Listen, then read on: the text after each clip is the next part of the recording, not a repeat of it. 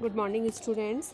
आज हम अनुसूची की सीमा व उसके उपयोग व प्रविधि के बारे में अध्ययन करेंगे।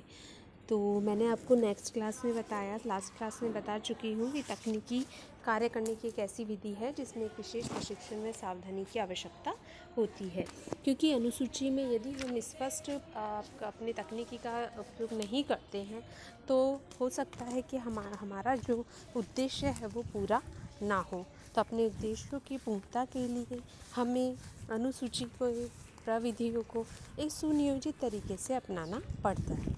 इसके लिए अच्छे प्रशिक्षण की आवश्यकता होती है और प्रशिक्षणकर्ता जो अनुसूची का उपयोग करने वाला अनुसंधान करता है वो इसका प्रशिक्षित होना बहुत ज़रूरी है। तो आवश्यकता के अनुसार प्रयोग करना भी एक कठिन व लंबी विधि है। तो इसे विधि पूर्वक यदि हम इसका उपयोग करते हैं तो इसकी सफलता इस पर ही निर्भर करती है। तो अनुसूची के प्रयोग करने की विधि के बारे में सबसे पहले हम बात करते हैं उत्तरदाताओं का चयन। अनुसूची के प्रयोग में सर्वप्रथम चरण उत्तरदाताओं का चयन है। उत्तरदाता ही अनुसूची को भरने का कार्य करते हैं। यहाँ चुनाव जनगणना से संबंधित निर्देशन प्रणाली के आधार पर किया जा सकता है। चुने व्यक्तियों के नाम, पते तथा उससे संबंधित अन्य प्राथमिक सूचनाओं को भी लिखा जाना चाहिए तथा इस बात का भी ध्यान रखा जाना चाहिए कि कोई सूचनादाता समय विशेष पर उपलब्ध हो पाता है अथवा नहीं। इसके लिए उत्तरदाता से संपर्क करके सभी आवश्यक बातों की जानकारी लेनी चाहिए। दूसरा है कार्यकर्ताओं का चयन।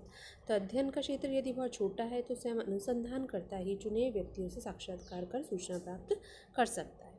इन कार्यकर्ताओं के चुनाव में अत्यधिक सावधानी की आवश्यकता होती है, क्योंकि जो कार्यकर्ता है वो ईमानदार, पारिश्रमिक, सुनिश्चित, योग्य व अनुभवी होना चाहिए। फिर है कार्यकर्ताओं का प्रशिक्षण। अनुसूची को भरने के लिए अध्ययन क्षेत्र में भेजे गए पूरे कार्यकर्ताओं को प्रशिक्षित करना आवश्यक है। कार्यकर्ताओं को प्रशिक्षित करने के लिए या तो कुछ संगोष्ठियाँ आयोजित की जाए अथवा अल्पकालीन प्रशिक्षण शिविर लगाने जाने चाहिए। इस प्रशिक्षण की प्रक्रिया को निम्न चरणों द्वारा पूरा करना चाहिए। कार्यकर्ता को अध्ययन के विषय की प्रकृति, क्षेत्र व उद्देश्य से परिचित कराया जाना चाहिए। आवश्यक संख्या में अनुसूची उन्हें ही दे दी जाती है या फिर प्रशिक्षण देने वाला स्वयं अनुसूची को प्रारंभ से लेकर अंत तक प्रश्नों के कार्यकर्ता को समझाता है एवं स्पष्टीकरण करता है। यदि कोई कोड संख्या आदि की व्यवस्था होती है तो उसे भी स्पष्ट करना चाहिए। इसके बाद साक्षात्कार के दौरान आने वाली संभावित कठिनाइयों को बताकर उनको दूर करने के उपायों को भी स्पष्ट किया जाना चाहिए। ये साक्षात्कारकर्ता से किस प्रकार की सूचना प्राप्ति की संभावना है, इनका भी पूर्ण ज्ञान देना चाहिए। फिर है सामग्री का संकलन। कार्यकर्ताओं को प्रशिक्षित करने के बाद अध्ययन क्षेत्र में सामग्री संकलन के लिए भेज दिया जाता है। ये कार्यकर्ता उत्तरदाता से साक्षात्कार कर अनुसूची को भरने का भी कार्य करते हैं। फिर है उत्तरदाता से संपर्क। साक्षात्कार की सफलता उत्तरदाता से संपर्क स्थापित करने की प्रकृति पर निर्भर होती है। यदि आरंभ में ही उत्तरदाता के मन में यदि कोई प्रतिकूल भावना पनप जाती है तो अनुसंधानकर्ता को सूचना प्राप्त करना कठिन हो जाता है। अतः प्रथम सूचना में सूचनादाताओं से कुशलता से व्यवहार करना चाहिए, जिससे उत्तरदाता उसके प्रश्नों के उत्तर प्रसन्नतापूर्वक दे सके। अनुसंधानकर्ता को उत्तरदाता के विषय में पूर्ण जानकारी होना चाहिए। साक्षात्कार व अनुसूची भरने में समय से इस प्रकार उत्तरदाता थका हुआ तो न हो, हमें इस बात का ध्यान रखना चाहिए। तो इस तरह साक्षात्कारकर्ता को व्यवहार कुशल, नम्रता एवं प्रभावी व्यक्तित्व के साथ संपर्क में करना चाहिए। फिर है साक्षात्कार। सूचनादाता से संपर्क स्थापित कर लेने के पश्चात साक्षात्कार का कार्य प्रारंभ हो जाता है। इसमें साक्षात्कारकर्ता को निरंतर प्रश्न नहीं पूछने चाहिए, बल्कि बीच बीच में अन्य रुचिकर बातें भी बात करनी चाहिए। बीच बीच में मनोरंजन बात सब करने से साक्षात्कार को बोझ नहीं बना सकते, इसलिए साक्षात्कारकर्ता को पूर्ण सावधानी व कुशलता से सूचना प्राप्त करनी चाहिए। फिर है साक्षात्कार के दौरान उत्तरदाता को सचेत रखना चाहिए कि सही तथ्यों का संकलन किया जा सकता है। उत्तरदाता से प्रश्नों को पूछते समय यदि ऐसा आभास हो कि यह थक गया हो या प्रश्नों के उत्तर नहीं दे रहा हो तो साक्षात्कारकर्ता को टाल रहा है। ऐसी स्थिति में कार्य बंद कर देना चाहिए। ऐसा कोई समय तय कर लेना चाहिए जब उत्तरदाता प्रसन्न, चिंतारहित व थका हुआ हो। फिर है अनुसूची की जाँच। जब बड़े क्षेत्र व बड़े पैमाने पर अनुसंधान किया जाता है तो कार्यकर्ता अपनी अपनी अनुसूचियों को भरकर अनुसंधानकर्ता के पास भेज देते हैं। एवं उनकी विधिवत जांच करनी आवश्यक हो जाती है। जांच के लिए कुछ अनुसूची निदर्शन के रूप में छांट ली जाती है एवं अनुसंधानकर्ता स्वयं मध्य क्षेत्र में जाकर भरी हुई सूचनाओं की जांच करता है। फिर है अनुसूची का संपादन। अनुसूचियों की जांच के उपरांत उनका संपादन किया जाता है। इसके अंतर्गत अनुसूची का वर्गीकरण किया जाता है। वर्गीकरण के अंतर्गत भरी हुई अनुसूचियाँ वापस आने पर व्यवस्थित ढंग से लगा दी जाती हैं। अनुसूची को व्यवस्थित करने के लिए उनका वर्गीकरण होता है। प्रविष्टियों की जांच होती है, कहीं कोई हमारा जो खाना है वो रिक्त तो नहीं रह गया है, गलत स्थान पर तो सूचनाएं नहीं भरी गई है।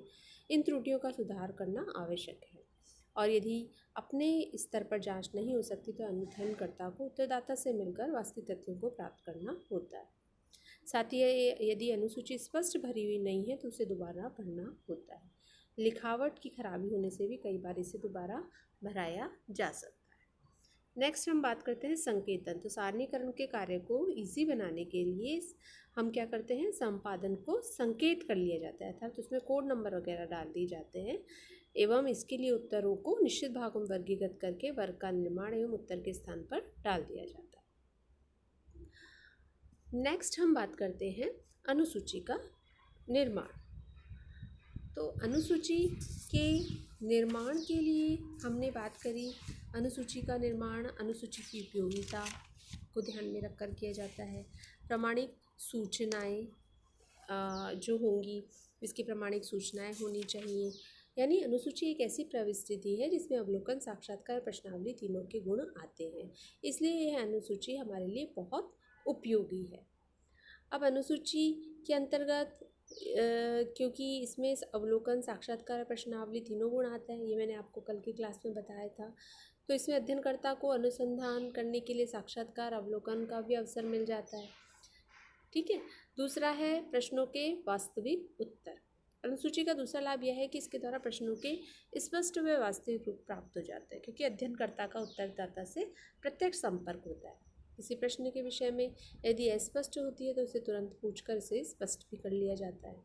अतः उत्तरदाता की सभी जिज्ञासा एवं शंकाओं का समाधान भी इसी ढंग से प्रविधि द्वारा ही होता है। फिर है व्यक्तिगत संपर्क। कभी कभी अध्ययनकर्ता को सही उत्तर प्राप्त नहीं हो पाते हैं क्योंकि उत्तरदाता के मन में एक भय भ्रम बना रहता है। अनुसूची प्रविधि में साक्षात्कारकर्ता प्रत्यक्षतः उत्तरदाता से मिलकर प्रश्न पूछता है, अतः व्यक्तिगत संपर्क के कारण संकोच, भय आदि नहीं रहता है, अभी तो एक आत्मीयता जैसी स्थिति होती है। नेक्स्ट है अवलोकन की सुविधा। तो अनुसूची की विशेषता होती है कि इसमें उत्तरदाता से सूचना एकत्र करने के साथ साथ अध्ययनकर्ता घटनाओं का स्वयं भी अवलोकन कर सके। इससे कम समय में अधिक तथ्यों का संकलन विश्वसनीय ढंग से हो जाता है, क्योंकि कोई भी वैज्ञानिक ज्ञान अवलोकन के बिना संभव नहीं है। नेक्स्ट हम बात करते हैं तथ्यों के आलेखन के रूप में। तो अनुसूची द्वारा तथ्यों को सही ढंग से व क्रमबद्ध रूप से आलेखित किया जा सकता है, क्योंकि इसमें उत्तरों को यथा समय लिखा जाता है। इसमें एक तो उत्तरदाता को अपनी स्मरण शक्ति पर आश्रित नहीं रहना पड़ता, दूसरे तथ्यों को भूलने पर की भी इसकी संभावना नहीं रहती।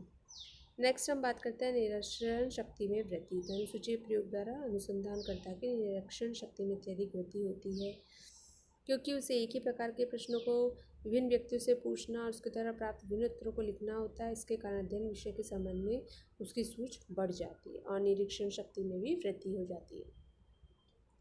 नेक्स्ट है शोधकर्ता के व्यक्तिगत का लाभ। तो अनुसूची की प्रविधि में अनुसंधानकर्ता इस प्रकार का वातावरण उपस्थित कर देता है जिसके परिणाम स्वरूप साक्षात्कारदाताओं को किसी प्रकार की वास्तविकता को छिपाना कठिन हो जाता है। तो इस प्रकार अनुसंधानकर्ता उत्तरदाताओं पे अपने व्यक्तित्व का पूर्ण लाभ डाल सकता है, वह ऐसी गोपनीय बातें भी उत्तरदाताओं से पूछ लेता है। नेक्स्ट है अधिकतम प्रत्युत्तर।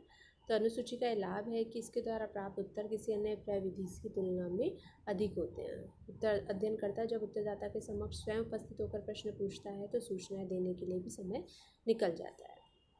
नेक्स्ट हम बात करते हैं अध्ययन की गोपनीयता। तो इसमें नम्रता व लोच का गुण होना चाहिए। यदि अध्ययनकर्ता प्रश्न पूछते समय यह अनुभव करता है कि प्रश्न में किसी प्रकार के संशोधन की आवश्यकता है या किसी अन्य प्रश्न को जोड़ने और निकालने की आवश्यकता है तो ऐसा भी करता है।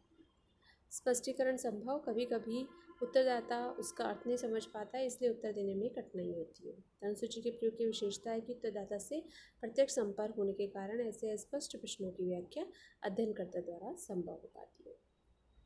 तो इस प्रकार से हम अनुसूची का निर्माण करते हैं। अब है अनुसूची की सीमाएं। लास्ट हमारा टॉपिक है, यद्यपि हमने अनुसूची की उपयोगिताओं के बारे में पढ़ा, लेकिन कुछ अनुसूची की सीमाएं भी हैं, जैसे सार्वभौमिक प्रश्नों की समस्या। ऐसे प्रश्न जिनका सभी उत्तरदाता एक समान उत्तर समझे, उनका सही रूप में उत्तर दे, सार्वभौमिक प्रश्न होते हैं। ऐसे प्रश्नों का निर्माण करना सरल कार्य नहीं है, क्योंकि ये उत्तरदाता की शैक्षिक, बौद्धिक और सांस्कृतिक पृष्ठभूमि पर भी निर्भर करता है। एक तो दूसरा है सीमित क्षेत्र, क्योंकि अनुसूची प्रविधि द्वारा एक बड़े क्षेत्र का अध्ययन नहीं किया जा सकता और घटना क्षेत्र का भी व्यापक होता है, इसलिए यह एक सीमित क्षेत्र में ही करते हैं। अत्यधिक महंगी विधि अनुसूची अत्यधिक अध्ययन साध्य विधि है, क्योंकि एकत्रित करने में, कार्यकर्ताओं को प्रशिक्षित करने में बहुत समय लगता है। संपर्क की समस्या, अनुसूची प्रविधि में उत्तरदाता से प्रत्यक्ष संपर्क करना होता है। आज के व्यस्त जीवन व्यक्ति के पास इतना समय नहीं होता है कि वह साक्षात्कार की व्यवस्था कर सके। नेक्स्ट है मिथ्या झुकाव की संभावना। तो कभी कभी साक्षात्कार करते समय अनुसंधानकर्ता साक्षात्कार द्वारा ऐसे प्रभाव स्थापित कर देता है जिससे उसका झुकाव अध्ययनकर्ता की ओर हो जाता है और वही सूचनाएं वह दे देता है जो अध्ययनकर्ता प्राप्त करना चाहता है। इसके विपरीत कभी कभी उत्तरदाता के तथ्यों की अवहेलना कर अध्ययनकर्ता अपनी इच्छा के उत्तरों को भी लिख लेता है।